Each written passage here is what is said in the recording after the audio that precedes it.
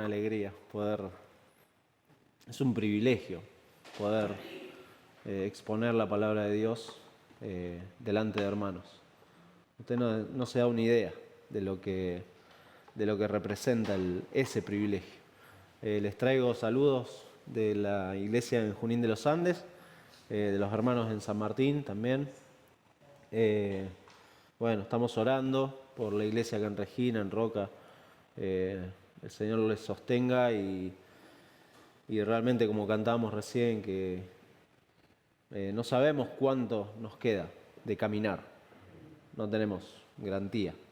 Pero sí podemos decir que tenemos que mantenernos por fe en la confianza de todas las promesas que el Señor nos ha dejado en su palabra, y es su palabra la que venimos a leer en esta mañana, y les invito rápidamente que me acompañen al Evangelio de Mateo, un pasaje que, bueno, es mayormente conocido, es muy conocido, acerca de la confesión de Pedro, ¿no?, que le hace a Jesús. Capítulo 16, vamos a leer desde el versículo 13 hasta el 20. No se asuste. No se asuste por dos cosas. Una es porque son varios versículos y usted dice, claro, de acá nos vamos a ir a las 3 de la tarde más o menos. Y la otra es porque no traje el reloj. Acá tengo, buenísimo. Pero tampoco lo miro, así que oren por mí. Leemos y luego vamos a pedirle al Señor nos guíe en esta mañana. Dice versículo 13, viniendo Jesús a la región de Cesarea de Filipo, preguntó a sus discípulos diciendo, ¿quién dicen los hombres que es el Hijo del Hombre? Ellos dijeron, unos Juan el Bautista, otros Elías y otros Jeremías o alguno de los profetas. Él les dijo, ¿y vosotros? ¿Quién decís que soy yo? Respondiendo Simón Pedro dijo, tú eres el Cristo, el Hijo del Dios viviente. Entonces le respondió Jesús, bienaventurado eres Simón, hijo de Jonás, porque no te lo reveló carne ni sangre, sino mi Padre que está en los cielos. Y yo también te digo que tú eres Pedro, y sobre esta roca edificaré mi iglesia, y las puertas del Hades no prevalecerán contra ella. Y a ti te daré las llaves del reino de los cielos, y todo lo que atares en la tierra será atado en los cielos, y todo lo que desatares en la tierra será desatado en los cielos. Entonces mandó a sus discípulos que a nadie dijesen que Él era Jesús el Cristo. Nuestro Dios, de nuevo, muchas gracias por tu palabra, gracias por las canciones tan cargadas de contenido bíblico que nos hablaban de tu evangelio precioso. Precioso evangelio que hoy nos permite tener esta bondad tuya, este privilegio de poder venir a rendirte culto y saber que tú estás aquí en medio nuestro, Señor. Gracias. Gracias por ello. Gracias por sostener a mis hermanos. Rogamos que nos guíes al recorrer este pasaje a fin de que tu Santo Espíritu esté aplicando estas verdades a nuestros corazones, que podamos realmente encender nuestras vidas a través de las páginas de tu palabra, Señor, y ver la hermosura de tu evangelio en ellas, Señor, y que ese mismo evangelio, Padre, por favor, rogamos que si hay corazones aquí que no te conocen, tu obra es salvación, Señor. Es algo que nosotros con la oratoria o con todo lo que podamos decir no podemos hacer. Es el poder tuyo a través de tu Espíritu por medio de tu palabra. Y es por eso que rogamos todas estas cosas, Señor, en el nombre de Jesús. Amén y amén. Bien, bueno, de manera frecuente necesitamos detenernos en algunos conceptos en las Escrituras, profundizar, ¿no? Hay veces que leemos la palabra y es bueno detenerse y profundizar en algunas cosas que a veces damos por sentado incluso. Si usted es cristiano y quizá lo paran en la calle o quizá lo agarra un compañero de trabajo en el colegio y le pregunta, ¿qué es la iglesia? ¿qué es la iglesia? ¿Qué respondería? Bueno, puede pensar un montón de cosas acerca de, bueno, ¿qué es la iglesia? Si alguien le preguntara, ¿qué le respondería?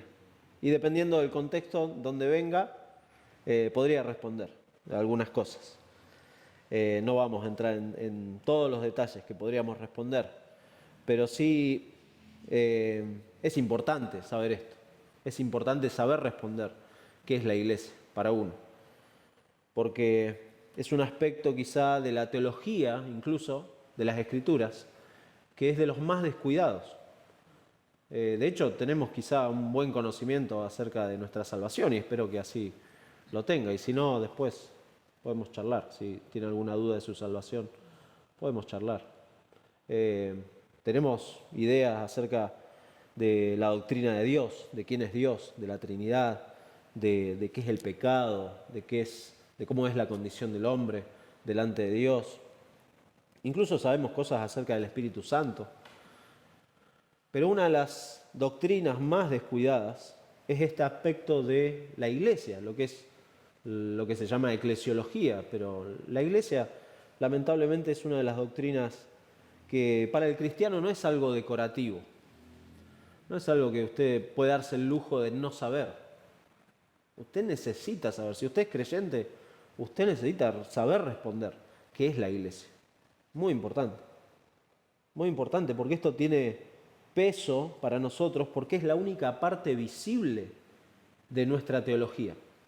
Honestamente, lo único que el mundo va a ver acerca de la teología o de lo que creemos acerca de la palabra de Dios es lo que creemos acerca de la iglesia y cómo vivimos la iglesia. Porque acá es donde se vive nuestra fe. Si realmente es verdadera, la fe se vive no solamente en lo particular, sino principalmente con la vida de la iglesia. Por eso vamos a tratar de responder cómo la iglesia surge del Evangelio. Eso es una realidad. La iglesia no aparece porque a dos se le ocurrieron armar una iglesia, un lugar. No, la iglesia surge del Evangelio, de la raíz del Evangelio. Y esto es muy importante. Y cuando usted ve distorsiones dentro de las iglesias en general, esto hablando de manera general, si usted ve distorsiones, ve errores, ve cosas malas dentro de las iglesias, es muy posible que esté conectado con un evangelio distorsionado. Entonces es importante preguntarse qué es la iglesia, pero también preguntarse qué he creído acerca del evangelio y cómo eso se conecta con la iglesia. Muy importante. La iglesia es importante porque es importante para Jesucristo. De hecho, Jesucristo dio su vida por la iglesia. Entonces es importante saber qué es la iglesia. Él dio su vida y es importante para el cristiano. En las cartas del Nuevo Testamento, Pablo, Juan, Pedro, Santiago, incluso Hebreos, habla de que siempre el crecimiento en la fe es en el plano de la iglesia local. Nunca, o sea, sí, es de manera personal, individual, en su casa, lea la Biblia, ore, pero principalmente todas las cartas del Nuevo Testamento hablan del crecimiento del creyente en el plano de la iglesia local. Porque si bien la responsabilidad individual no es anulada, el diseño de Dios siempre apuntó a esto que es un cuerpo, que es la iglesia. ¿Qué es la iglesia? ¿Dónde encontramos la importancia de la iglesia en la Biblia? Bueno, para responder a esto y para que no se asusten, no vamos a abarcar todos los versículos, sino simplemente me voy a enfocar en los últimos 3, 18, 19 y 20, para ver qué es lo que Jesús dijo acerca de qué es la iglesia. Y la idea del pasaje es que la iglesia es algo que solamente el Señor edifica y la afirma por causa de nuestra unión con Cristo. La iglesia es algo que solamente el Señor edifica y la afirma el Señor por causa de nuestra unión con Cristo. Usted no puede pensar en la iglesia desligada de la autoridad, obviamente, y del gobierno de Cristo. Usted no puede pensar en su iglesia local desligada tampoco de la autoridad de Cristo, porque la iglesia es de Él, porque la iglesia son los redimidos del Señor que bajo su autoridad obedecen su palabra.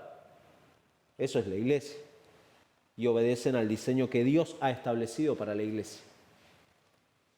Veamos en primer lugar el fundamento y la certeza. Ese es el primer punto. ¿Cuál es el fundamento y la certeza de la iglesia? Dice el Señor, y respondiéndole a Pedro en versículo 18, y yo también te digo que tú eres Pedro, y sobre esta roca edificaré mi iglesia. Y ahí vamos a ver el fundamento y la certeza. Disculpen si me escuchan medio, estoy un poco congestionado, así que si me escuchan gangoso es por ahí.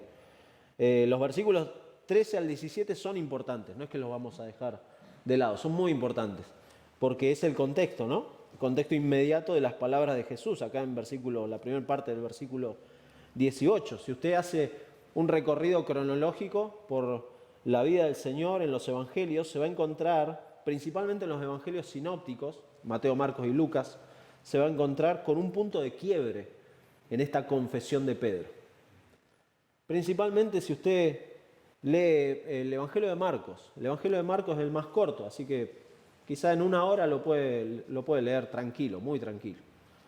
El Evangelio de Marcos. Y usted va a leer desde el capítulo 1 hasta el capítulo 8 de Marcos una serie de eventos, los milagros de Jesús, preguntas que se hace la gente, preguntas, afirmaciones de los demonios incluso, muchas cosas muy interesantes, porque incluso las dudas de los discípulos que realmente no sabían quién era este que podía controlar el mar, que podía hacer estos milagros, no sabían quién era realmente Jesús, pero a la mitad del capítulo 8 de Marcos, usted se va a encontrar con esta confesión de Pedro, esta misma confesión de Pedro. Y ese es el punto de quiebre, porque Pedro confiesa, y como confiesa cualquier creyente, que el Cristo es el Hijo del Dios viviente. Esa es la identidad de Jesús. Ese es el Cristo, el Hijo del Dios viviente. Y luego de eso, Jesús les muestra cuál es el propósito por el cual vino a este mundo. Como dice Marcos 10:45, el Hijo del Hombre no vino para ser servido, sino para servir y dar su vida. Ahí está el propósito, en rescate por muchos. Y acá también, usted lo puede ver de la misma manera, en versículo 21 de capítulo 16, desde entonces comenzó Jesús a declarar a sus discípulos que le era necesario ir a Jerusalén y padecer mucho de los ancianos, de los principales sacerdotes, de los escribas, y ser muerto y resucitar al tercer día. Ahí está el propósito por el cual el Señor había venido, la identidad y el propósito. Y entonces, versículo 18, vemos la declaración esta de Jesús que le dice a Pedro que Él es Pedro, le dice, y sobre esta roca edificaré mi iglesia. Bueno, esta declaración de Jesús es uno de los pasajes que de hace siglos el catolicismo ha usado para afirmar que Pedro es el fundamento de la iglesia. Y de ahí, bueno, sale esto de la sucesión papal. ¿Por qué hay papas? Algunos de los jóvenes se han preguntado, ¿por qué el papa en Roma? ¿Qué onda, como dicen los jóvenes? ¿De dónde viene eso? Bueno, el catolicismo lo saca de acá. Dice, ahí está, Pedro es la roca y ahí está el fundamento sobre lo cual la iglesia es edificada. Y en base a esto mantienen esta doctrina de la primacía del obispo de Roma, que es el Papa. Y entonces la autoridad que tiene y la infalibilidad que tiene el Papa es tremendo, en base a este versículo solamente. Pero el pasaje no habla de eso. De hecho, el Nuevo Testamento no habla de eso. El Nuevo Testamento afirma en muchos pasajes de que Cristo es el fundamento y de que Cristo es la cabeza de la iglesia, no Pedro. Usted tiene posiblemente, no sé si tiene la Reina Valera, pero tiene dos palabritas pequeñas que dice Petros y Petra, ahí en la página de su Biblia. Bueno, la interpretación más común es que Jesús acá está comparando a Petros, que es una pequeña piedra, con Petra, que es una roca mayor. ¿Y qué es la roca mayor? El antecedente de versículos 16 y 17, la confesión de Pedro. Esa es la interpretación que muchos conocemos, los creyentes. Y es fiel al texto, y es fiel al contexto, es muy importante. Y nos da mucha luz acerca de lo que realmente es la iglesia, pero el Nuevo Testamento incluso nos puede dar mucha luz acerca de cómo podemos ampliar este concepto. Efesios 2:20, Pablo le dice que la familia de Dios está edificada sobre el fundamento de los apóstoles y profetas. ¿Se contradice? No, porque inmediatamente dice, siendo la principal piedra del ángulo, Jesucristo mismo. Ahí está el fundamento, Jesucristo mismo. Él es el fundamento de la iglesia.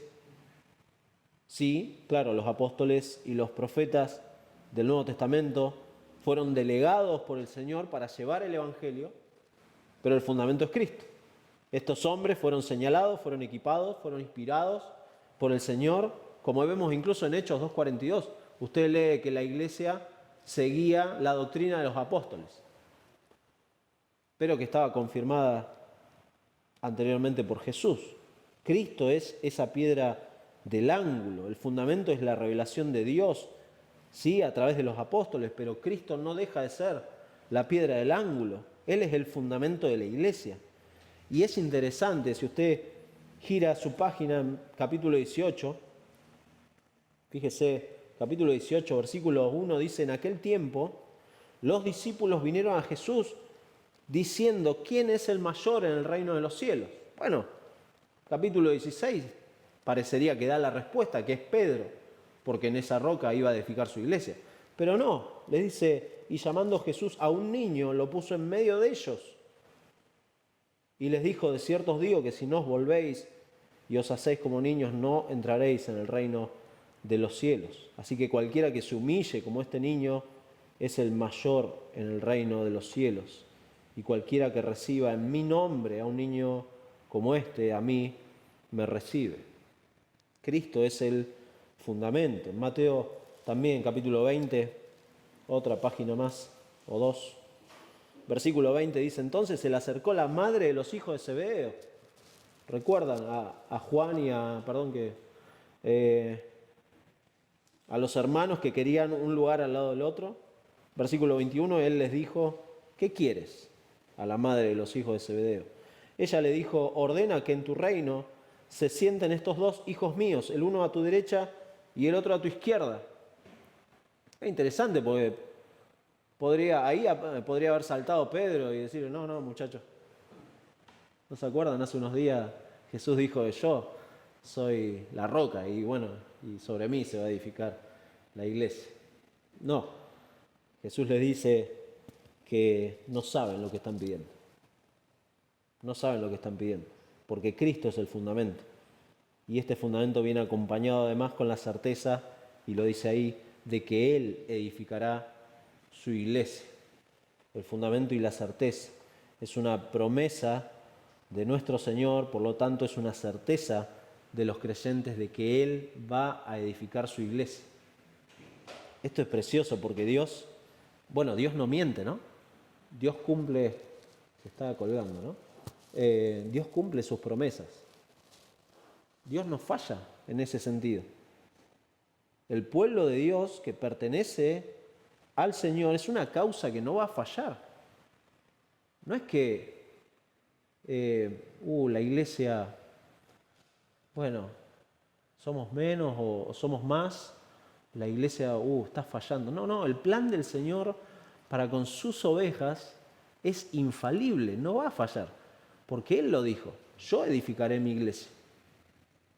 Entonces uno puede quedarse tranquilo de que el Señor se va a encargar de reunir a su pueblo y lo va a hacer de manera soberana y providencial por medio de personas que predican el Evangelio, claro. Pero Él va a edificar su iglesia, es una certeza. Nosotros, un ser humano puede en su carne edificar organizaciones, puede hacer fundaciones, puede hacer cosas terrenales, pero el único que puede edificar su iglesia y construir su iglesia es el Señor, debido a que la salvación es del Señor. Es indudable. Él escoge para salvación y usa, claro, medios humanos para transmitir el mensaje, para llevar la verdad de la palabra, para enseñar a obedecer, pero es Él el que edifica su iglesia, no nosotros. Nosotros no somos el fundamento de la iglesia. Y en este mismo versículo vemos la identidad y la intimidad de la iglesia. Fíjese cómo expresa el Señor. Él dice, edificaré mi iglesia. Muy interesante, pues esto es un pronombre como que nace de Él. Está diciendo, esto sale de mí, es mi iglesia. Es mi iglesia que yo voy a edificar. Por eso en esto vemos la intimidad de la comunión de los creyentes. Cada creyente que el Señor salva es posesión suya, son sus hijos, son sus siervos, son posesión personal que tienen para siempre el cuidado de Dios y el amor de Dios para con ellos. Esto es de manera exclusiva, esto no falla. Y esto es precioso, es una seguridad de que vamos a tener esta intimidad con el Señor para siempre.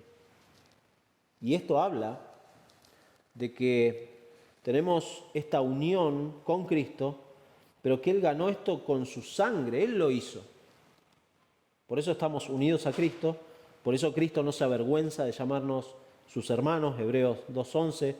Por eso Dios no se avergüenza de llamarse Dios nuestro, Hebreos 11:6. Esta intimidad, mi hermano, esta unión con Cristo nos asegura la permanente protección de nuestro Padre, ¿se da cuenta? Por eso Él edificará su iglesia y por eso podemos agregar, sin duda, podemos agregar acá, que quien ataca a su iglesia, ataca a Cristo. Recuerda a Saulo, Hechos capítulo 9, el Señor lo intercepta en el camino, qué precioso es. Porque eso hace el Señor, ¿no? Con un incrédulo, lo intercepta. No es que el incrédulo va al Señor, sino que el Señor es el que aparece y le dice a Saulo en Hechos 9, ¿por qué me persigues? Saulo estaba persiguiendo a cristianos, a la iglesia, pero Jesús le dice que lo estaba persiguiendo a él. Porque es suya la iglesia, edificaré mi iglesia. Y esta unión íntima nos habla también de una identidad que tenemos, que es una identidad continua. El que es un hijo de Dios verdadero, esto es algo que es continuo, es una identidad de los verdaderos creyentes. Es la primera vez acá que se usa en el Nuevo Testamento la palabra iglesia o eclesia, que literalmente significa los que son llamados afuera, los que son una asamblea, los que son una congregación llamados afuera. Y este es el significado en el pasaje, no cualquier asamblea, no cualquier reunión, sino las de aquellos que confiesan y se someten al Señor. Por eso es importante acá el hecho de que en el contexto la pregunta de Jesús en versículo 15 es ¿quién soy yo? ¿Quién soy yo para ustedes? Y fíjese, les leo, Hebreos 12:18 dice, el autor de Hebreos le escribe a los cristianos y le dice, no os habéis acercado al monte que se podía palpar. Está hablando del monte Sinaí, que ardía en fuego, a la oscuridad, a las tinieblas y a la tempestad. Sino, versículo 22, sino que os habéis acercado al monte de Sión, a la ciudad del Dios vivo, Jerusalén, la celestial, a la compañía de muchos millares de ángeles, a la congregación de los primogénitos que están inscritos en los cielos, a Dios, el juez de todos, a los espíritus de los justos hechos perfectos, a Jesús, el mediador del nuevo pacto, y a la sangre rociada, que habla mejor que la de Abel. Y este es el sentido, mi hermano. La iglesia son los ciudadanos del reino, exclusivamente. La iglesia, usted puede visitar una iglesia. Usted puede visitar una iglesia, puede ir a las reuniones de las iglesias, puede sumarse a las actividades de la iglesia, puede incluso formar relaciones con otros cristianos. Pero ¿sabe qué? Dios conoce a su iglesia. Dios conoce a sus hijos. Dios los conoce. Incluso, escuche lo que dice Martin Lloyd-Jones acerca de esto y hace una relación de palabras muy interesante. Él dice, la palabra inglesa para iglesia es, bueno, los que saben inglés, es church, que proviene de la palabra griega kurios, que significa señor, de la cual deriva el alemán Kaiser, que es del latín César. A ver, esto no es una clase de lengua, de lenguaje universal, pero dice Martin Lloyd-Jones, esto es importante, porque debemos unir los dos significados. La iglesia se constituye de aquellas personas que pertenecen al Señor y están reunidas en su nombre. La iglesia entonces tiene un fundamento claro tiene la certeza de que el Señor la edifica, tiene la unión inquebrantable por la obra de Cristo, tiene la identidad de ciudadanos del reino que Dios conoce. Dios conoce a sus hijos. Pero podemos ver en tercer lugar que las puertas del Hades, dice, no prevalecerán contra ella. La iglesia es invencible. Entonces vemos la invencibilidad de la iglesia. Todo el mundo conoce la frase, y creo que se la habrán dicho más de una vez, que todo tiene solución, menos la muerte. Todo tiene solución menos la muerte. No sé si lo habrá escuchado. Si lo escucha esta semana, bueno, quizá le da pie para hablarle del Evangelio a alguien. Porque quien no es creyente, por lo general tiene miedo a la muerte. Y más cuando le toca de cerca.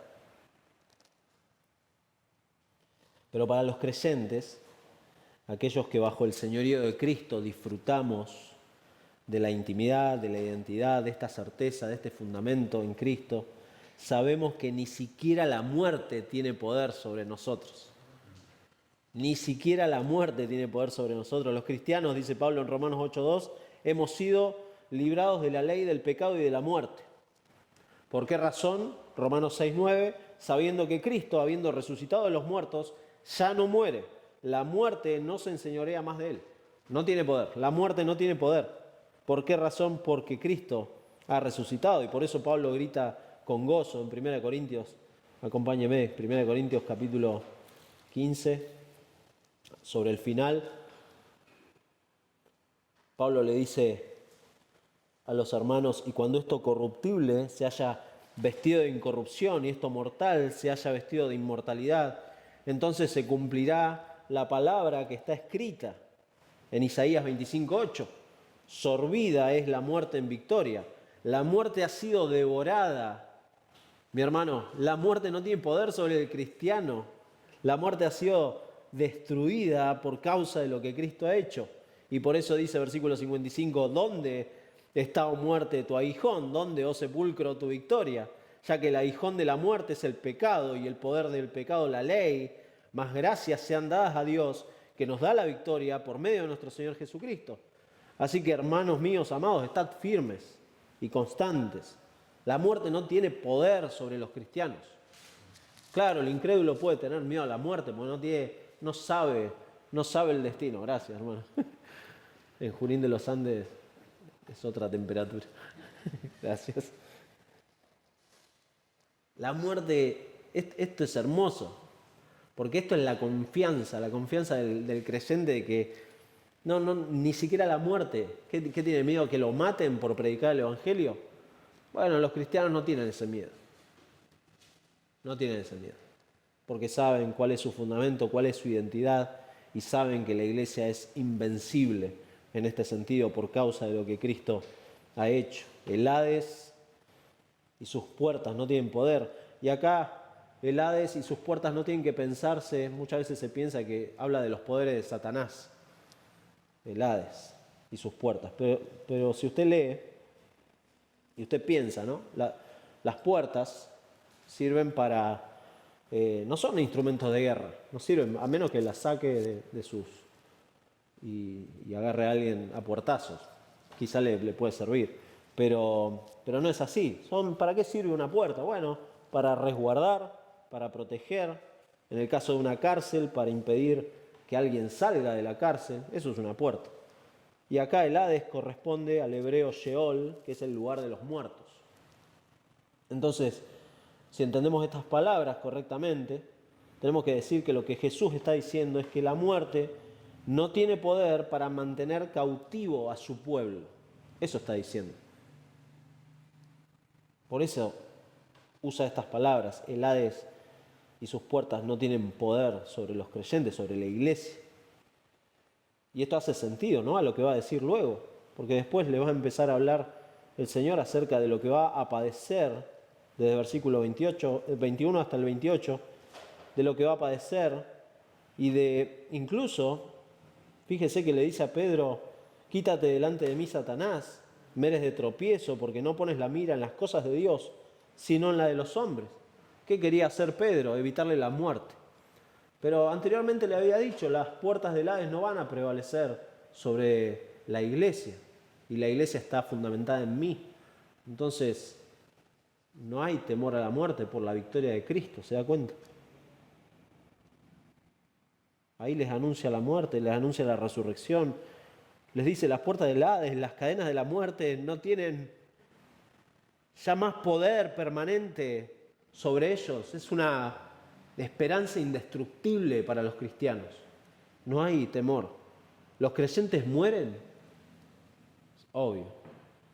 A ver, sería una tontera, ¿no? Decir lo contrario. Claro que sí. Los creyentes mueren. Ahora, es bueno preguntarnos, ¿los creyentes permanecen muertos para siempre? ¿Cautivos bajo el poder de la muerte? Jamás. Jamás. Eso, de ninguna manera. ¿Por qué? Porque me la creo. No, porque Jesús lo dijo. Que las puertas del Hades no van a prevalecer. No tienen poder. Jesucristo lo ha prometido así. Su perfecta obra es garantía suficiente de los cristianos para quienes creen y confían en Él. Es garantía suficiente. Por eso dijimos que la iglesia, en nuestra idea, es que es algo solamente que el Señor edifica y que la afirma por causa de nuestra unión con Cristo. De ahí que es invencible. Último punto. Pero es mi deseo, hermanos, que conforme vamos avanzando en estos puntos, obviamente responder a la pregunta ¿qué es la iglesia? Es mucho más amplio. Podríamos tomarnos, y por lo menos en la iglesia local lo hicimos así, nos tomamos solamente 8 domingos. Podríamos haber estado todo el año sobre este tema precioso, porque nos compete a nosotros, ¿no? Es algo de la diaria. La iglesia es la vida de los creyentes. Pero es mi deseo que bajo esta pregunta usted encienda su corazón y se vaya a su casa y siga profundizando en esta verdad. ¿Qué es la iglesia? ¿Qué es la iglesia? Que conforme avanzamos, usted que es cristiano pueda formar no solo un concepto claro y bíblico, sino que estas verdades realmente enciendan su amor para con el pueblo de Dios. No solamente tener la respuesta correcta a qué es la iglesia, sino estar encendido y decir, este es mi pueblo del cual el Señor me ha unido. Porque de hecho los verdaderos creyentes muestran su fe genuina a través de lo que dice 1 Juan 4:20, el que no ama a su hermano, a quien ha visto, es decir, a la iglesia, ¿cómo puede amar a Dios? No puede. No puede. Y finalmente los versículos 19 y 20 son muy importantes para ver finalmente la autoridad y la espiritualidad de la iglesia. ¿Cuál es la autoridad y la espiritualidad? Particularmente esto relacionado a versículo 19 que le dice Jesús a Pedro, a ti te daré las llaves del reino de los cielos y todo lo que atares en la tierra será atado en los cielos y todo lo que desatares en la tierra será desatado en los cielos. Bueno, acá tenemos pasaje difícil, ¿no? Medio raro lo que el Señor le está diciendo a Jesús. Pero usted tiene que verlo siempre en el contexto. Ver el contexto inmediato del pasaje. Y si eso no le ayuda, ver el contexto más amplio, que es todo el Evangelio de Mateo. Y si eso aún así le deja dudas, es verlo más ampliamente en el contexto del Nuevo Testamento.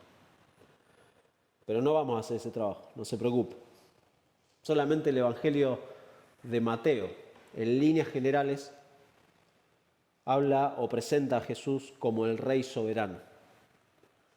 Mateo presenta al Mesías prometido a Israel, comenzando, si usted lee capítulo 1 de Mateo, con una genealogía que habla de eso claramente, de la promesa del Mesías, y cierra el Evangelio de Mateo en capítulo 28 con una afirmación de Jesús de que toda potestad le ha sido dada en el cielo y en la tierra.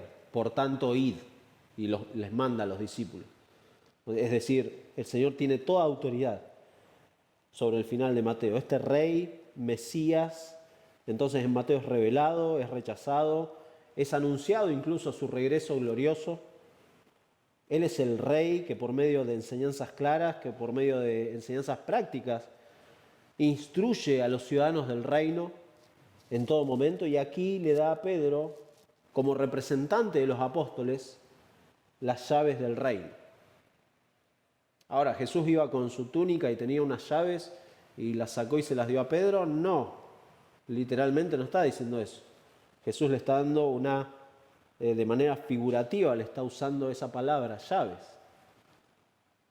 La Biblia, cuando usa esa palabra llaves, habla de autoridad, de la autoridad del Señor. En Apocalipsis, por ejemplo, se los leo rápidamente. Apocalipsis 1, capítulo 1, versículo 18, dice que Él dice, yo soy el que vivo y estuve muerto, mas he aquí que vivo por los siglos de los siglos. Amén. Y termina diciendo, y tengo las llaves de la muerte y del Hades.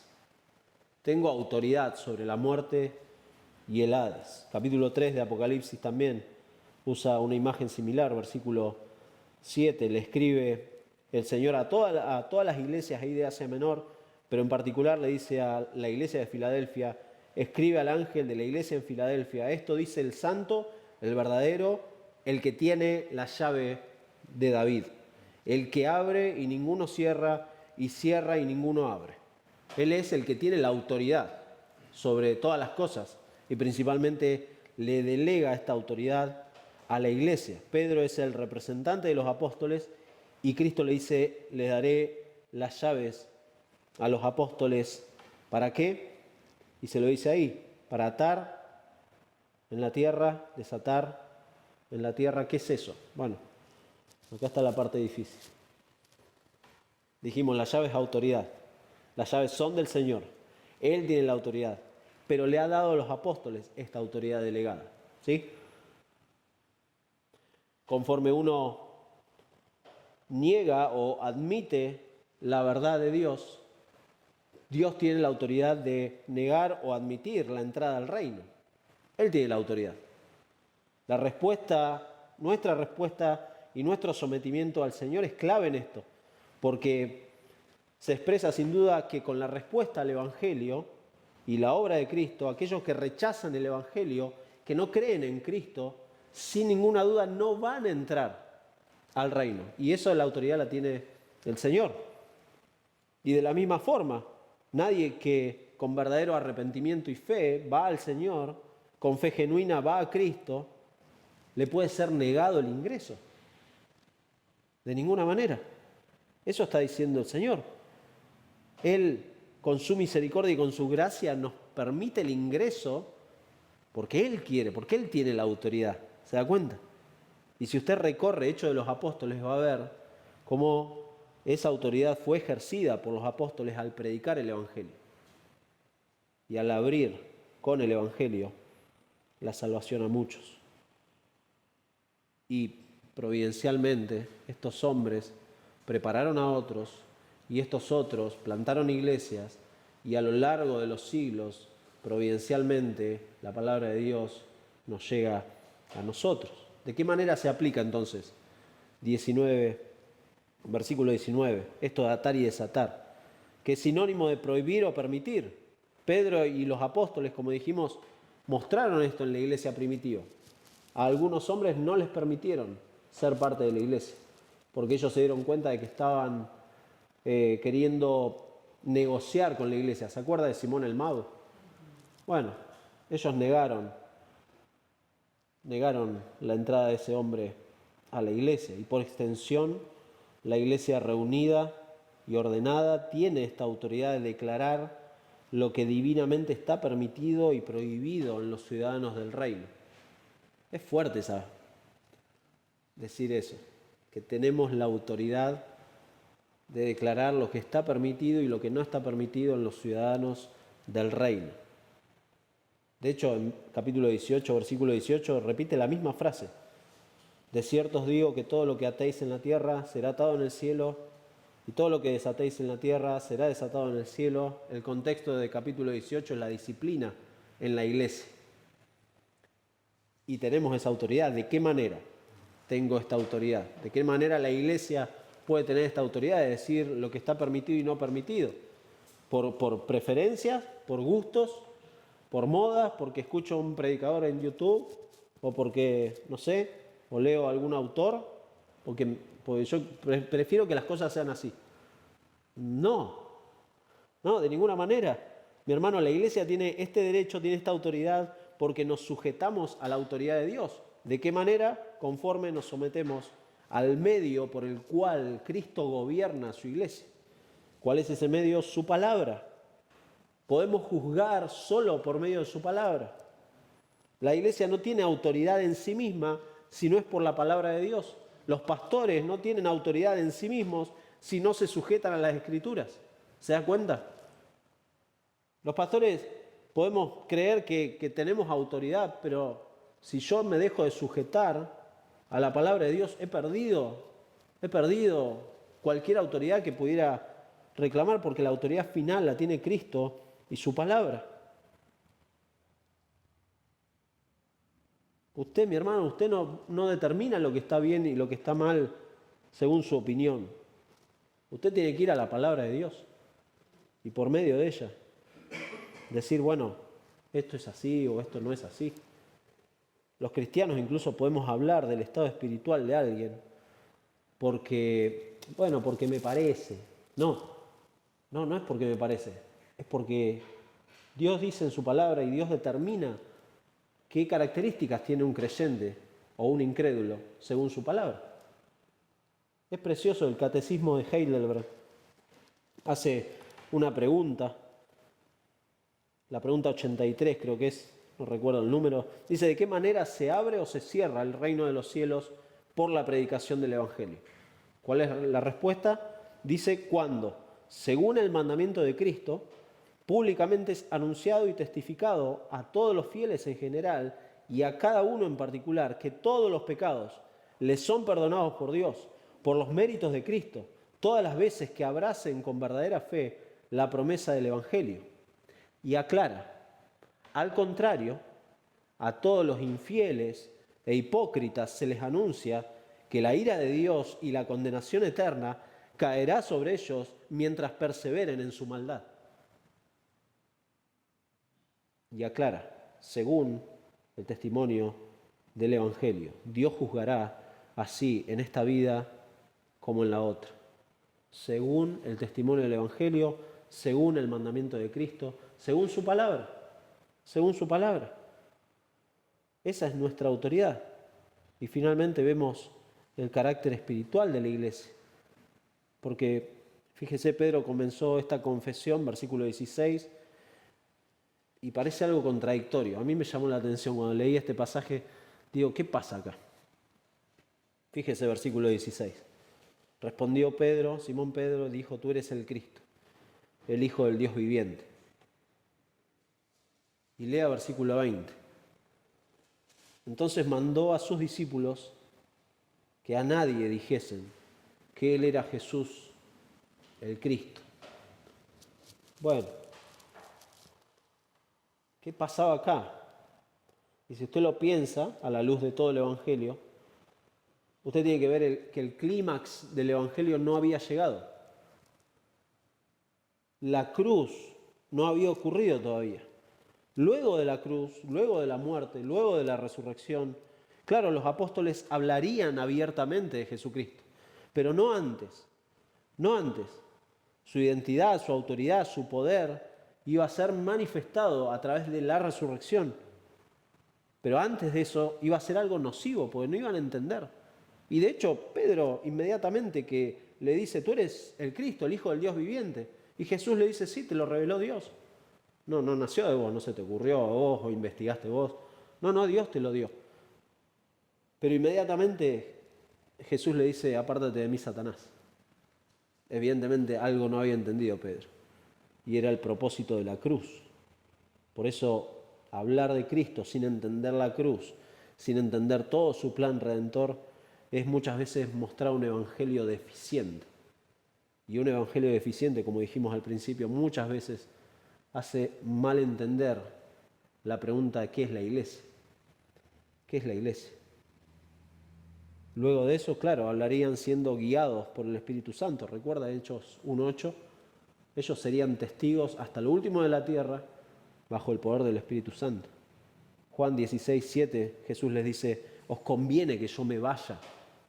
Os conviene que yo me vaya. Porque si no me fuera, el Consolador no vendría a vosotros, el Espíritu Santo. Mas si me fuere, os lo enviaré. Claro. El poder de la iglesia es de carácter espiritual, ¿se da cuenta? El Espíritu Santo guiando a su pueblo para ser lo que Dios quiere que seamos, no lo que a mí se me ocurre, que es la iglesia. ¿Qué es la iglesia? Podemos terminar diciendo que la iglesia no es un edificio. Voy a la iglesia, no es un edificio. Aunque el Señor la edifica, pero no es un edificio. Son personas, pero no solo de manera individual, redimidas, sino congregadas bajo la autoridad del Señor, quien es el fundamento, quien nos ha dado la certeza de que hasta el fin va a edificar a su pueblo. Entonces cada creyente que el Señor salva forma parte de la iglesia. Cada creyente es parte de la iglesia. Pero, como dice un autor, Henry Barrow, dice, consiste la iglesia en una compañía y hermandad de personas fieles y santas reunidas en el nombre de Cristo Jesús, su único Rey, su único sacerdote, su único profeta, adorándole correctamente, siendo gobernados pacífica y silenciosamente por sus oficiales y leyes, manteniendo la unidad de la fe en el vínculo de la paz y en un amor no fingido. Eso es la iglesia. Mark Dever dice, la iglesia es el cuerpo de personas llamados por la gracia de Dios a través de la fe de Cristo para glorificarle juntos, sirviéndoles en su mundo. Eso es la iglesia. ¿Sabe qué? Usted de manera individual no es la iglesia. Ese es un concepto que a veces mucha gente tiene. Y de hecho, en nuestra iglesia lo preguntaron. ¿Yo soy la iglesia? No. De manera individual, usted es un creyente, pero la iglesia es el conjunto de personas. Es el cuerpo de Cristo, miembros, cada uno en particular, que tiene una actividad propia, ¿no? Pero individualmente usted no puede salir por la calle y pensar que usted es la iglesia. No, la iglesia es la unión del cuerpo de Cristo, estos redimidos por el Señor que juntos les sirven en este mundo. Y de esto podemos desprender finalmente que la iglesia es la congregación de los santos que Dios ha elegido, ha redimido para guardarlos en su poder, dado esta intimidad que tenemos con Él, esta identidad, y por causa de su obra, la iglesia es lo que es. Por eso es muy importante no olvidar el Evangelio. Si usted olvida el Evangelio, usted va a empezar a distorsionar su idea de qué es la iglesia. ¿Qué es la iglesia? Porque distorsioné el Evangelio. Porque por medio del Evangelio la iglesia es definida y por medio del Evangelio sabemos que tendremos una vida eterna asegurada por causa del Evangelio, por causa de la resurrección de Cristo, y que ni siquiera la muerte tiene poder sobre los creyentes, ni siquiera la muerte. Y hasta que nuestro Señor regrese, mis hermanos, la iglesia tiene la autoridad por medio de su palabra de establecer cómo andamos en este mundo. ¿Cómo andamos en este mundo? Y bueno, andamos como podemos. No. Los cristianos, la iglesia, andan bajo la autoridad del Señor y bajo la autoridad de su palabra, como Él quiere, como Él manda en su palabra, no como se nos ocurre. Por eso la palabra de Dios en 2 Corintios 5 habla de que somos embajadores, que se nos ha encomendado el mensaje de reconciliación. Y el embajador no anda como quiere. Los embajadores no andan como quieren. Por eso, si usted es creyente, mi hermano, considere esta pregunta, que esto lo anime a profundizar más en lo que representa la iglesia, en lo que es la iglesia, que para usted deje de ser, por favor, una actividad semanal. La iglesia no es una actividad semanal. Y pueda comprender el diseño de Dios en esta expresión hermosa que es el cuerpo de Cristo, que es su iglesia, y de amar la iglesia como Dios la ama.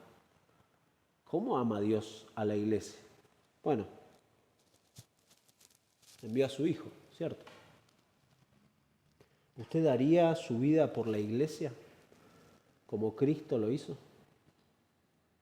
¿Daría la vida por la iglesia como Cristo lo hizo? Si usted no es creyente, bueno, sepa que en su condición de rechazo y de enemistad al Evangelio, Dios no puede permitirle la entrada a la iglesia, a su iglesia. Usted puede seguir asistiendo a las reuniones, pero entienda que si sigue rechazando a Cristo, está condenado delante de Dios y necesita arrepentirse y necesita creer en el Evangelio. Así que por favor, sepa que bajo estas verdades la persona que haya escuchado el Evangelio no tiene excusas delante de Dios. El día de mañana, cuando se enfrente a Dios, no le va a poder decir, no, a mí nadie me contó nada de esto, en absoluto. Por eso espero que esta pregunta, ¿qué es la iglesia?, sea algo que le mueva en su corazón a decir, quizá hay cosas que necesito seguir aprendiendo, ¿no? Necesito seguir profundizando acerca de este Evangelio precioso. Entiendo que el Señor me ha salvado, pero quizá hay cosas que todavía necesito seguir aprendiendo y hasta que el Señor regrese o hasta que nos vayamos antes, necesitamos seguir profundizando en sus verdades para que conforme vamos profundizando nuestras vidas se vayan ordenando conforme a su verdad, ¿sí? Vamos a orar. Señor, gracias por tu palabra en esta mañana, gracias por la disposición de mis hermanos de venir. Tú los has traído y has puesto atención a sus oídos, a sus mentes. Gracias por cuidarnos, por guiarnos a través de este pasaje. Rogamos, Padre, ahora que también estemos atentos y observando con detenimiento también esto que vamos a celebrar tan importante como es la Cena del Señor, y que en todo veamos tu maravillosa obra de misericordia para con un pueblo que no éramos pueblo, pero que hemos alcanzado misericordia de tu parte. Tú nos has alcanzado, nosotros no hacíamos nada, al contrario, íbamos totalmente opuesto a lo que tú querías hacer y sin embargo nos arrastraste a ti, Señor. Gracias. Gracias por este amor inagotable, incansable de tu parte por medio de Cristo. Y gracias porque ese mismo amor es el que podemos predicar a través del Evangelio y confiar en que ese poder tuyo a través de tu palabra puede transformar y seguir transformando corazones en este tiempo. Gracias por esta confianza, gracias por ser tú el fundamento, nuestro Dios. Gracias por esta certeza de que tú edificas a tu iglesia. Gracias por esta invencibilidad que tenemos de que ni siquiera la muerte puede derrotar a tu iglesia por causa de que Cristo ha resucitado. Y Señor, hoy venimos con gozo a disfrutar de este precioso Evangelio que ha cambiado nuestras vidas. Y Señor, rogamos, ten misericordia de aquellos que no te conocen. Es el deseo nuestro, de nuestro corazón, de que realmente corran a Cristo. Corran a la cruz. Ahí es en el único lugar donde van a poder encontrar perdón de pecados y vida eterna. No hay otro lugar. No hay una reunión de iglesia. No hay una oración que puedan hacer. No hay nada que puedan hacer sino ir en arrepentimiento y fe hacia ti, Padre. Y pedirles, por favor, perdóname. Ayúdame. Ayuda en esta incredulidad que tengo. Abre mis ojos a Cristo. Que esas sean las palabras de los incrédulos. Es nuestro deseo, es nuestro gozo, es el propósito por el cual nos has dejado en este mundo, Padre. Gracias por este Evangelio, gracias por Cristo, gracias por su muerte, su resurrección y el poder que ahora nos ha dado por medio de tu Espíritu Santo y la autoridad que nos ha dado por medio de tu palabra, Señor, para predicarla, Señor. Guárdanos en esta semana, cuida a mis hermanos, aquellos que no han podido venir. Señor, guíalos, por favor, guárdalos en su camino, si están de viaje, ayúdalos a que sigan firmes en la fe, Señor. Ayúdalos en sus tentaciones, en sus pruebas, a que puedan estar recordando el Evangelio permanentemente, Señor. Te lo pedimos, Padre, por favor, en el nombre de Jesús. Amén. Amén.